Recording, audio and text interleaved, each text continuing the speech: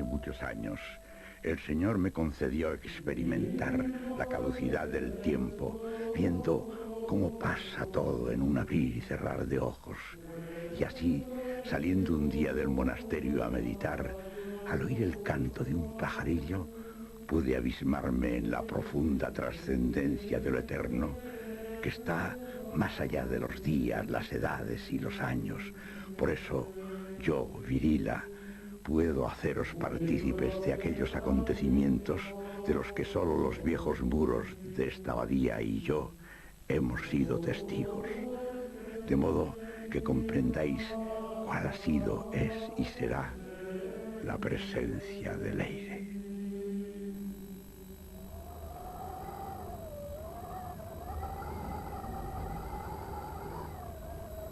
El origen de este cenobio, escondido en las proximidades del Pirineo, se pierde en la memoria de los años. ¿Quién sabe? Quizás los primeros monjes eligieron este agreste paisaje para realizar su religioso propósito a la sombra de la Sierra Caliza, en alguna cueva del Castillar, bajo el pico del Águila o la Chimenea. O quizá más arriba, bajo la sombra de las enhiestas hayas. Así, ansiosos de fecunda soledad, buscando la serena contemplación, dieron con este paisaje maravilloso y exuberante que se convierte en maestro de alabanza al Creador. Cuánto nos ha enseñado la naturaleza a los monjes, su canto incesante repleto de vitalidad, su constancia, su sencillez.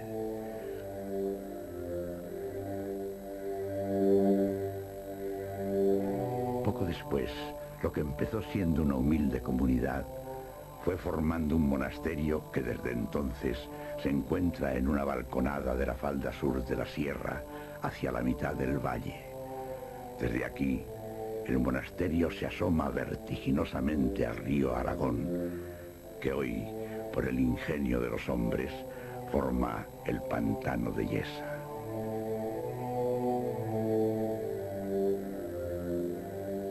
Qué maravilloso enclave, la Canal de Verdún, el Oroel junto a la ciudad de Jaca, la Sierra de San Juan de la Peña, monasterio hermano de gran tradición, el Castillo de Javier, cuna de San Francisco, patrón de este reino de Navarra, junto a la noble ciudad de Sangüesa, Ruesta, Tiermas y Yesa, y detrás la villa medieval de Sos, donde un día naciera el rey Fernando el Católico. Más allá, Cáseda y Ujué, imponente panorama cargado de historia y de arte. Al norte, por fin, la recia pared montañosa del Arangoiti separa el monasterio del río Salazar. Este, en su paso implacable, con el devenir de los años, esculpirá en la dura roca la foz de Arbayún.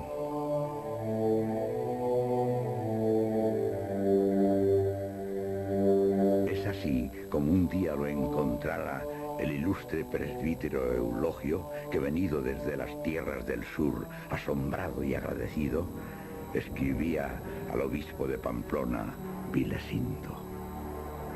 En el año 851 de nuestro Señor, del presbítero Eulogio al beatísimo y santísimo ministro de Dios, Padre mío Vilesindo, obispo de la sede de Pamplona.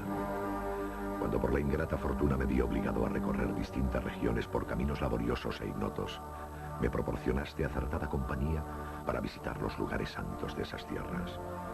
El primero que encontré, y en el que permanecí varios días, fue aquel monasterio de San Salvador de Leire.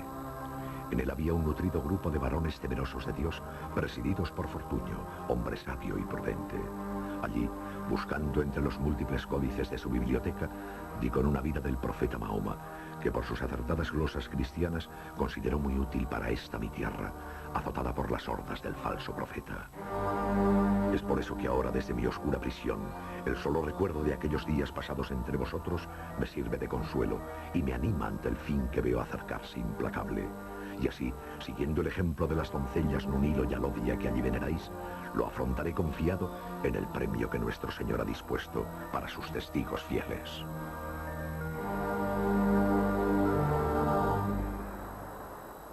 En efecto, el santo presbítero supo de aquellas dos jóvenes que por mantenerse fieles a la fe que un día les transmitiera su madre, inclinaron serena su cabeza ante el alfanje asesino que las transportaría a la luz que no tiene ocaso. Fue su majestad la reina Oneca la que se encargó de que no quedasen perdidas en el olvido, sino que al contrario recibieran el culto que les era debido.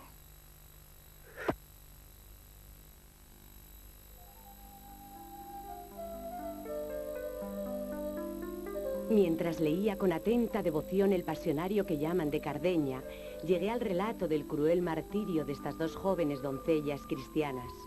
Conmovida por tanta valentía en defensa de su fe, le comuniqué al abad de Leire, Fortuño, mi propósito de traer sus frágiles cuerpos al monasterio de San Salvador. Y no tardando mucho, el cielo salió en nuestra ayuda.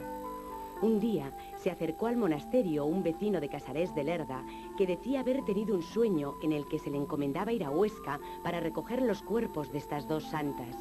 Así, disfrazado de mercader, se puso en contacto con parientes y amigos de las santas que le dieron precisas señales sobre el paradero de los cuerpos.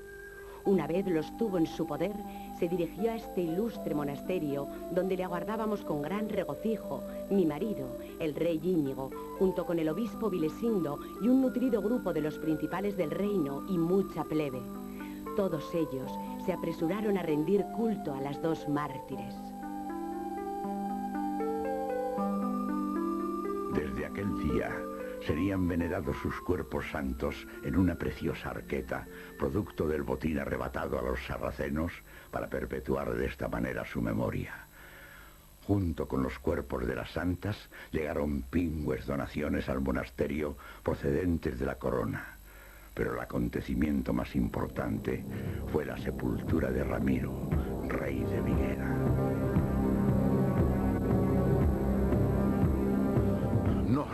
El rey Sancho Garcés Abarca, llegado de las tierras del califa y enterado que fui de la muerte de mi hermano Ramiro a manos de las tropas del cruel Almanzor en defensión de su hacienda, dispongo que reciba cristiana sepultura en aqueste monasterio de nuestro reino bajo la devoción del Santísimo Salvador, beneficiándose de las oraciones de los monjes que en él habitan para que alcance la salvación de su alma y la gloria eterna. Y asimismo, dispongo que todas las posesiones que mi hermano tenía en Navardún y Apardués pasen a la abadía de San Salvador. Pero no todo iba a ser prosperidad y ganancia.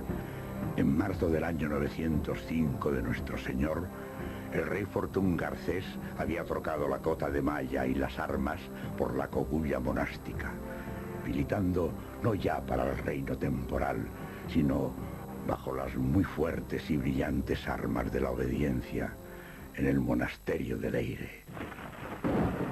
El cambio de dinastía y la alianza con el reino de León hicieron que la ofensiva de las tropas de Abderramán III fuera inevitable. Pero fue el cruel Almanzor quien sembró de terror todo el reino.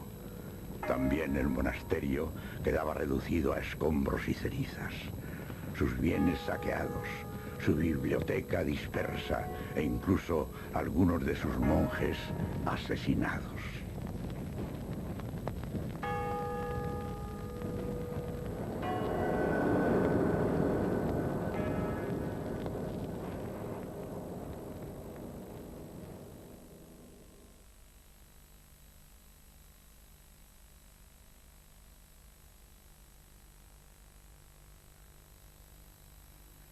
Sin embargo, en medio de la terrible prueba, el espíritu de Leire permanecía vivo como un inexpugnable baluarte. No tardando mucho, un monje joven, Jimeno, era elegido abad. Con la nueva savia vinieron también las ayudas de la corona para rehacer el malogrado cenobio. Era este el inicio de la época más gloriosa que Leire ha conocido en la historia. Pronto, el abad Jimeno sería también obispo de Pamplona, y del mismo modo los abades Sancho, Juan y Sancho Gardeliz. Al rey García Sánchez le sustituirá Su hijo Sancho, que por ser de corta edad, tendría como regente al abad de Leyre. Incluso el mismo rey llegó a educarse en el monasterio. Con el rey Sancho, llamado el Mayor, se inician las reformas que harán de Leyre el primer centro cultural y espiritual del reino.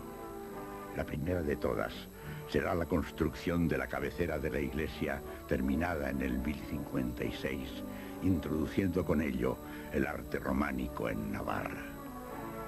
Después se culminaría dicha construcción. Hoy es 24 de octubre de 1098. Todo se ha dispuesto ya para la gran ceremonia que ha de congregar a todas las personalidades del reino en este monasterio de San Salvador de Leyre. Han llegado ya los obispos, Pedro de Roda, que lo es de Pamplona, así como el obispo Pedro de Huesca y Diego Peláez de Santiago de Compostela. También está Pedro Sánchez I, rey de Navarra y Aragón, junto con su hermano Alfonso y algunos de sus nobles. Con ellos, los abades Frotardo, Ponce, Arnaldo de Gerona y otros muchos. Y cómo no, presidiéndoles a todos, nuestro venerable abad Raimundo. Todos se regocijan en tan fausto acontecimiento. Pero solo yo, el hermano cantero, Fulquerius, encargado de llevar a cabo tan magna obra, puedo describiros lo que se encierra bajo esta recia construcción.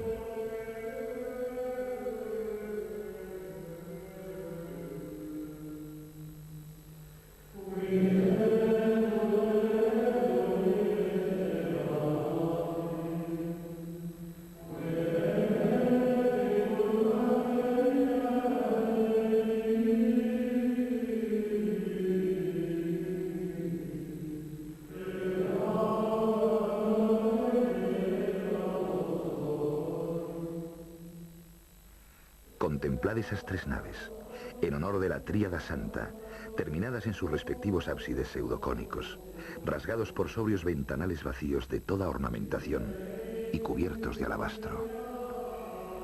Semejan saeteras que el tiempo ha hecho crecer.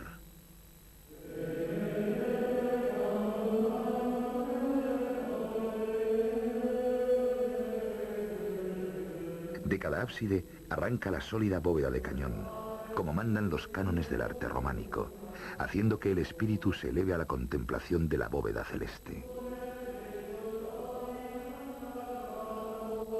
La altura de los arcos permite que el canto se difunda en ecos de eternidad.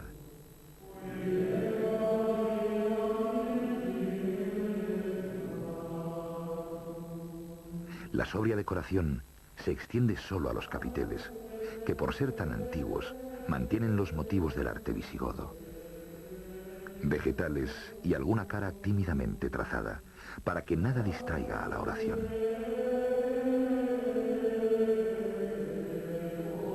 Y en el centro, el altar, porque es el centro de nuestra vida.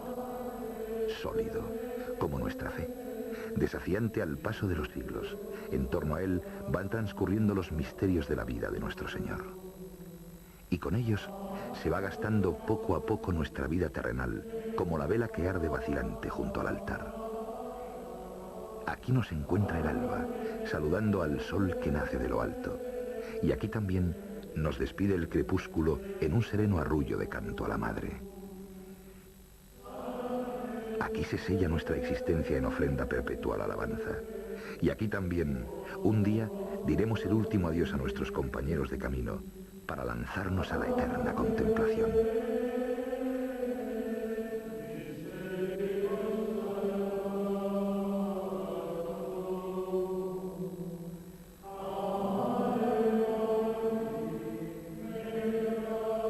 Pero para completar el símbolo místico es preciso descender, abismarse en la serena penumbra de la cripta. Solo desde lo profundo del hombre se entiende el sentido de lo profundo, lo que se oculta detrás de la realidad y que solo el ojo iluminado puede captar. Eso es la cripta. Bosque de columnas simétricas e irregulares, amenazadoras. Con sus gigantescos capiteles, simulan un oscuro laberinto. Labradas unas, sin terminar otras. Desde sus pequeños tragaluces de alabastro, las cuatro naves se ven inundadas de una sacral penumbra. Parecen ojos, que indiscretos intentan escudriñar lo desconocido.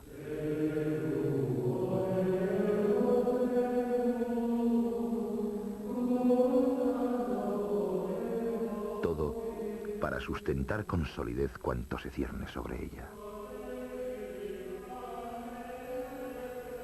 Hoy es 24 de octubre de 1098. Hoy se consagrará por segunda vez y de forma definitiva esta iglesia de Leyre. Y así se transmitirá por los siglos el misterio que encierran sus muros y que con la ayuda de Dios, yo, el hermano Fulquerius, he intentado plasmar. Junto con la iglesia de Nueva Fábrica, se inicia una nueva vida en Leyre bajo la regla de San Benito. Ya anteriormente Sancho el Mayor la había introducido en San Juan de la Peña, renovando la vida de los monjes al frente del abad paterno. Esta santa regla, que manda acoger al huésped y al peregrino como al mismo Cristo, hará del monasterio lugar de reposo para el romero y también centro de trasiego cultural. Pronto florece su biblioteca y su scriptorium, y así los monjes se dedicarán a difundir la cultura a lo largo de los siglos. En el siglo XII, Leyre llega a su momento de máximo apogeo. La expresión más significativa de esta época es la Porta Speciosa. Mi nombre es Esteban, y habiendo dejado las tierras en las que se encuentra el sepulcro del apóstol Santiago, para el que he trabajado en el pórtico de la gloria junto al maestro Mateo, después de haber llegado a este reino de Navarra, he sido recibido con gran hospitalidad en el monasterio de San Salvador por el abad Raimundo. Ha sido él mismo quien me ha encargado finalizar la construcción de la portada de la iglesia, para lo cual hemos dispuesto un tímpano central presidido por el Santísimo Salvador en ademán de bendecir a los peregrinos que traspasen este santo umbral. Le acompañan su madre con rica vestidura, los apóstoles Juan y Pedro y 2 evangelistas. Para guardar el sereno equilibrio que prima en este arte, hemos dispuesto 3 columnas a cada lado, coronadas con sendos capiteles en bella decoración, de los que arrancan 4 arquivoltas, en las que la fantasía de mis canteros ha plasmado todos los símbolos humanos y celestes. Bestias apocalípticas, animales alados, monstruos amenazadores, rostros placenteros, todo lo que cualquiera puede imaginar. Y también, cómo no, los santos que este venerable cenobio celebra con singular devoción. La Visitación y la Anunciación, San Miguel, la Transfiguración, las Santas Vírgenes Nunilo y Alodia. Y por los muchos romeros que por aquí pasan camino de Santiago, hemos dispuesto también una figura del apóstol para que ruegue por ellos en su caminar peregrino. Y para que conste que esta portada ha sido hecha por mi mano, pongo en ella el capitel que me caracteriza y que ya he colocado en San Esteban de Sos y en la Catedral de Pamplona. Una vez más, la prosperidad se ve mudada en amargura. En este caso, no por la invasión de tropas extranjeras o el desfalco de los saracenos, sino por la envidia, la intriga y la división que desembocan en un largo pleito con la sede episcopal de Pamplona. Para que se guarde en la memoria de los siglos, yo, Raimundo, abad de San Salvador, doy fe de que cuanto a continuación diré es cierto y así se sepa en todo el reino. Que nosotros, los monjes de esta abadía, hemos sido objeto de atropello y ultraje, siendo multitud las humillaciones que hemos recibido. Nos han expropiado de nuestra tierra de Santa Cecilia. Igualmente, han sufrido las iglesias de Castellar, Carde y Navarzato. En su vejación, han llegado a azotar y herir a los monjes y criados que en ellas se encontraban, sustrayéndoles incluso el vino de sus bodegas. Y han sido tantas las ofensas y oprobios que hemos decidido acudir al Santo Padre para que haga justicia en tan tedioso pleito. De este modo, los litigios de una y otra índole fueron haciendo que el próspero monasterio se sumiera por momentos en el aislamiento y la decadencia. La solución fácil no se hizo esperar, y así el abad Mendavia conseguía una bula de reforma por la que la comunidad, desde este momento, pasaría a ser cisterciense. Esta solución dividió a la comunidad, la cual se fue desgastando en luchas y pleitos que duraron casi un siglo.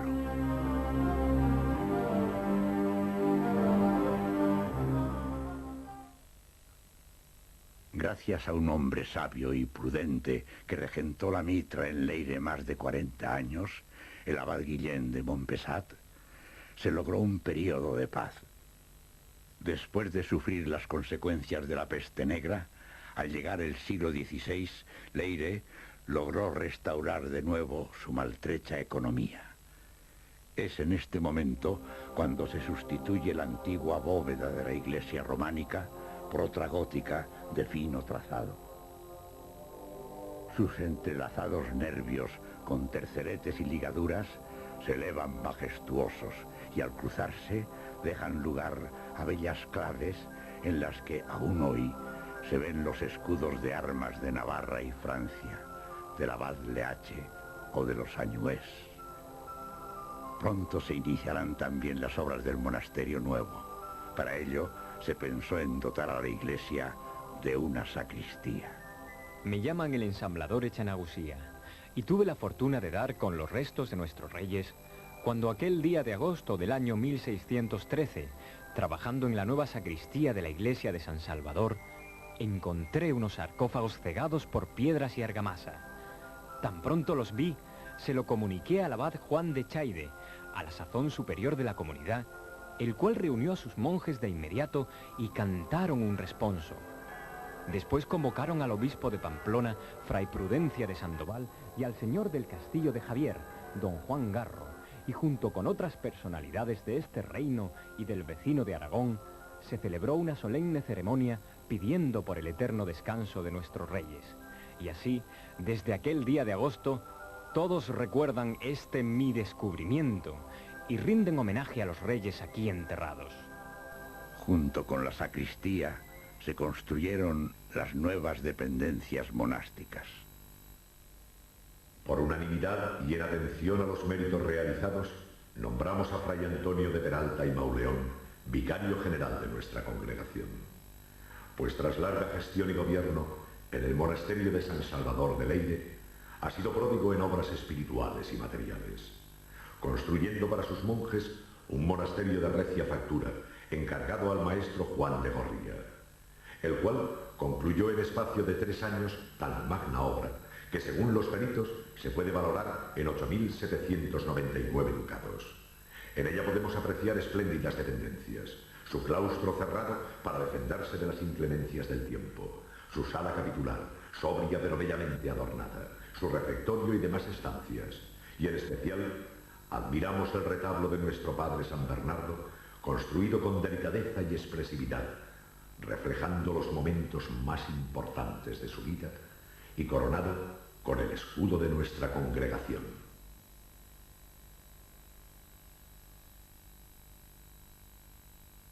De nuevo la comunidad logra una vida estable, recuperando poco a poco el peso que había tenido antaño.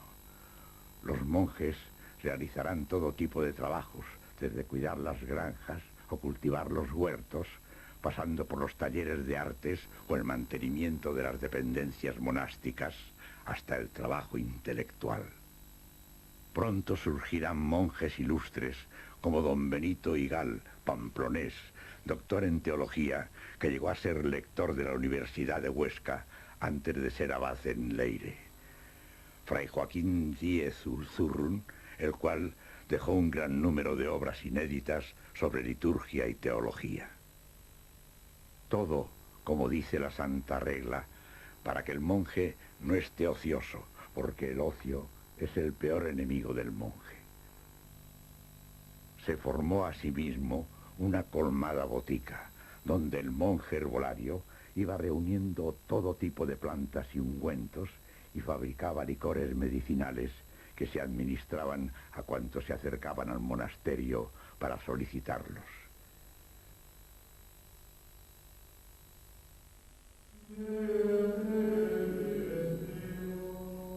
Pero una vez más, la desolación se cerniría sobre Leire. En 1836, la ley de desamortización de Mendizábal obligaba a los monjes a abandonar la abadía. Sus bienes serían dispersados, la biblioteca perdida, sus retablos repartidos.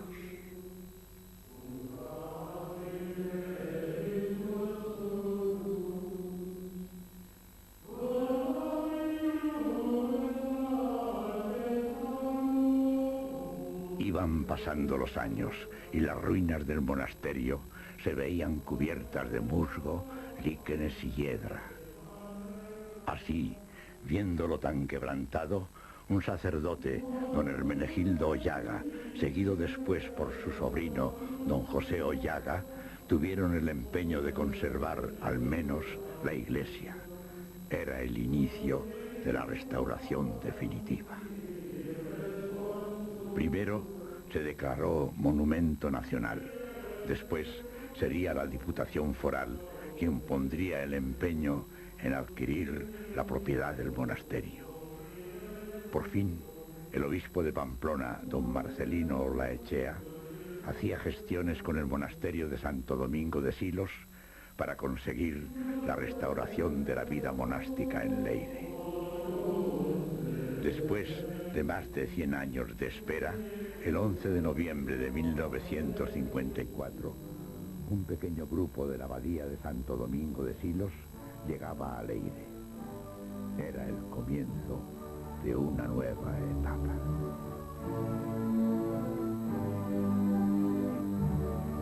Leyre surge de sus cenizas como el ave fénix. Se suceden los actos de gran trascendencia. En 1962 se recibía de la Santa Sede la confirmación del título abacial y en 1979 don Augusto Pascual Díez era elegido abad. Desde entonces la vida monástica, con sus valores perennes, sigue también hoy viva.